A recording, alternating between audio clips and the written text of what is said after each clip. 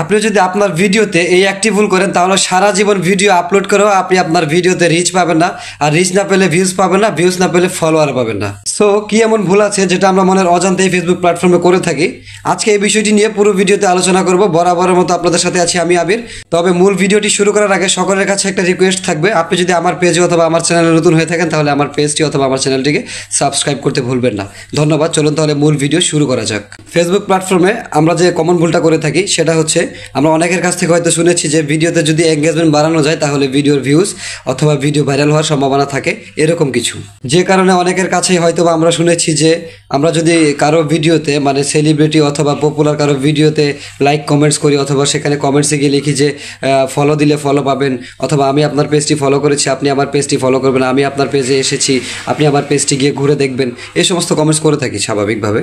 তারপর অনেক ক্ষেত্রে অনেকে ইসলামিক দিক থেকে ইমোশনালি কমেন্টস করেন বা ইমোশনালি ব্ল্যাকমেল করার চেষ্টা করেন যে আপনি যদি বিশ্বনবীর উম্মত হয়ে থাকেন তাহলে আমাকে লাইক কমেন্টস বা ফলো দিবেন। অনেক ক্ষেত্রে আবার অনেকে বলেন যে আপনি যদি মাকে ভালোবাসেন তাহলে আমার ভিডিওটি শেয়ার করবেন।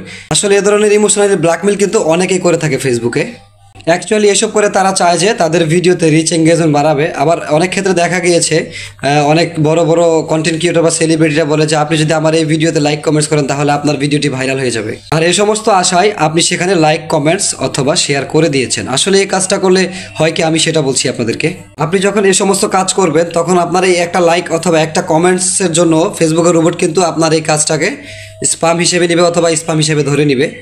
তো পরবর্তী এক সময় কিন্তু আপনার ভিডিও অথবা আপনার পেজের রিচ এঙ্গেজমেন্ট একদম ডাউন করে দিবে, একদম মানে এটা ফেসবুক নিজে থেকে করে দিবে।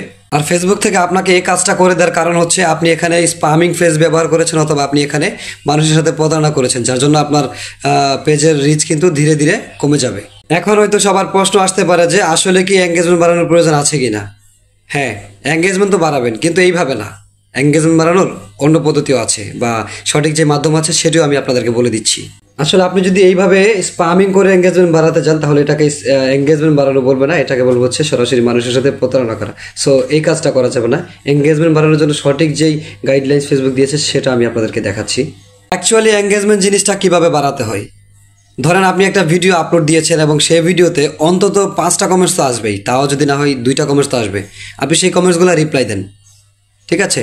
তবে একই রিপ্লাই বারবার দেওয়া যাবে না। আপনি কমেন্টসে আপনার যেরকম প্রশ্ন করবে বা যেমন কমেন্টস আসবে ওই রিলেটেড আপনার অ্যান্সার দিতে হবে বা রিপ্লাই দিতে হবে। আপনাকে যে প্রশ্ন করছে বা কমেন্টস করছে সে যে অনুপাতে কমেন্টস করছে আপনি ঠিক সে অনুপাতে তাকে রিপ্লাই দেন, ঠিক আছে? এবং যতক্ষণ সে আপনাকে কমেন্টস করবে ততক্ষণ আপনি তাকে রিপ্লাই দিতে থাকুন। এক কথায় বলতে গেলে সে আপনাকে যতক্ষণ সময় দিবে কমেন্ট সেকশনে আপনি তাকে ঠিক ততক্ষণ সময় দিবেন এবং একটু কম সময় দিবেন না, তাহলে আপনার এঙ্গেজমেন্ট অথবা রিচ এঙ্গেজমেন্ট এগুলো বাড়বে, ঠিক আছে? এটা সহজ একটা উপায়। অথবা আপনাকে যদি কেউ মেসেজ করে আপনি সেই মেসেজে রিপ্লাই করেন এবং আপনি স্ক্রল করতে করতে ফেসবুকে কোনো ভিডিও দেখছেন বা কোনো ভালো একটা পোস্ট পড়েছেন, সেখানে আপনি একটা লাইক অথবা একটা কমেন্টস করতে পারেন। এখানে কিন্তু আপনার এঙ্গেজমেন্ট রিচ বাড়বে, ঠিক আছে?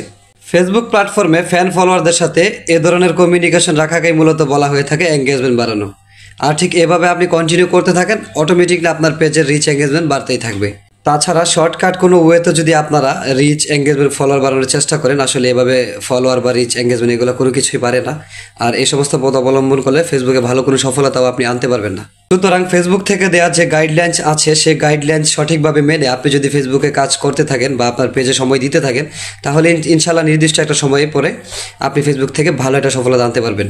তো ধন্যবাদ, আজকে আর বড় করছি না। সবাই ভালো থাকবেন, সুস্থ থাকবেন। আল্লাহ হাফিজ, অল দ্য বেস্ট।